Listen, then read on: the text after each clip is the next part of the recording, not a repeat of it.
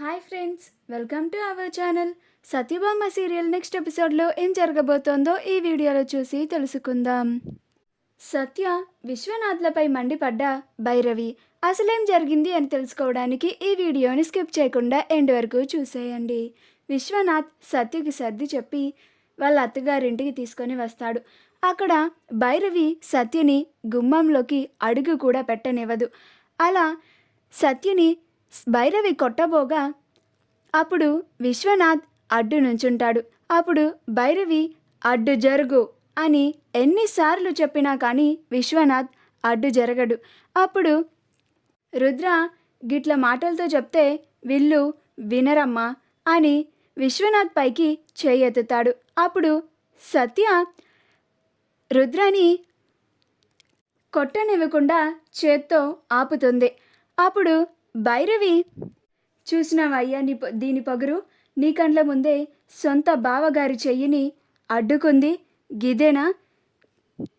ఇన్నాళ్ళు నా చిన్న కొడలు అని నెత్తి నెక్కించుకున్నావు కదయ్యా, చూస్తున్నావుగా గిది మనకి ఎంత మంచి మర్యాద ఇస్తున్నదో అని అంటోంది. అప్పుడు సత్య కళ్ళ ముందుట కన్న తండ్రికి ఘోర అవమానం జరుగుతూ ఉంటే నేను చూస్తూ ఉండలేకపోయాను అత్తయ్య అని అంటుంది. అప్పుడు భైరవి, ఏయ్ నీకు ఇందాకే చెప్పిన నన్ను అత్తయ్య అని పిలవద్దు అని, మళ్ళీ పిలుస్తావేంది అని అంటుంది. ఏమన్నవే? అత్తింట్లో పుట్టింటి వాళ్ళకి అవమానం జరుగుతూ ఉంటే చూస్తూ ఊరుకోవా? మరి మా ఇంటి పరివేం కావాలి? నడి రోడ్డు మీద మమ్మల్ని నించోబెట్టినావు కదే, మమ్మల్ని నిలువున ముంచేసినావు అని అంటుంది. అప్పుడు సత్య నేనేం చేశాను అత్తయ్య అని అంటుంది. అప్పుడు భైరవి, అబ్బాబ్బా అంతా చేసిందంతా చేసి ఇప్పుడేం తెలియనట్టు నేనేం చేశాను అత్తయ్య అని అంటున్నావేంటే అని అంటుంది. గిట్లనే ఏమీ తెలియనట్టు నంగనాచిలాగా నటించి మా చిన్నగాన్ని నీ వల్ల వేసుకున్నావు.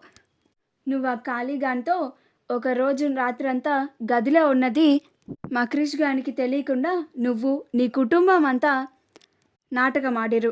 ఆ తర్వాత ఆ నిజం బయటకు వచ్చేలోపు ఎవరో ఒక బకరాగానని మా చిన్నగాన్ని బకరాగాన్ని చేసి మా చిన్నగానికి దీన్ని అంటగట్టి మా కొంప ముంచిర్రు.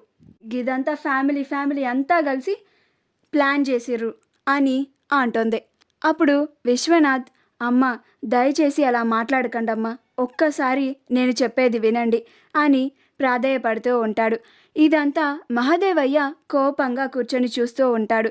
అప్పుడు మహదేవయ్య, ఏంది నువ్వు చెప్పేది, ఏంది మేము వినేది అని కోపంగా అంటాడు. అప్పుడు మహదేవయ్య గారు, మీరు కాస్త ఓపిక పట్టండి, నేను చెప్పేది సరిగ్గా వినండి అని అంటాడు. అప్పుడు భైరవి, నా మొగడెండు ఇంకేం చెప్తారు, ఇంకేం కథలల్లి మా చిన్నగాని గొంతుకొస్తారు. ఇప్పటికే గీ సత్య వల్ల మా చిన్నగాని మనసు చచ్చిపోయింది అని అంటుంది. వాడు చిన్న మొహం వేసుకొని గదిలో కూర్చొని తలుపులేసుకొని బాధపడుతుండు. ఎవరికి చెప్పుకోలేక వాడిలో వాణ్ణి సతమతమైపోతున్నాడు. ఇప్పుడు ఇంకా మీరు మాకు చెప్పడానికి మేము వినడానికి ఏమీ లేదు అని అంటుంది. అప్పుడు విశ్వనాథ్, ఒక్కసారి నాకు మాట్లాడే అవకాశం ఇవ్వండమ్మా అని అంటాడు. మా వీడియో కనుక మీకు నచ్చినట్లయితే లైక్ చేయండి, షేర్ చేయండి, మా ఛానల్ని సబ్స్క్రైబ్ చేసుకోండి, పక్కనే ఉన్న బెల్ ఐకాన్ని క్లిక్ చేయడం మాత్రం మర్చిపోకండి.